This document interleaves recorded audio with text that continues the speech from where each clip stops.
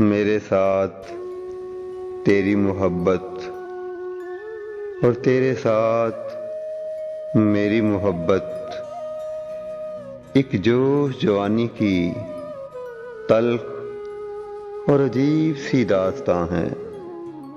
सच्ची मोहब्बत हम आम लोगों के बस की बात नहीं, वो खास लोग हैं। हो, हमने अपनी मोहब्बत को सच्चा जाना, मगर जुदाई के बाद भी हम लोग जिंदा हैं, तो अपनी मोहब्बत सच्ची नहीं लगी।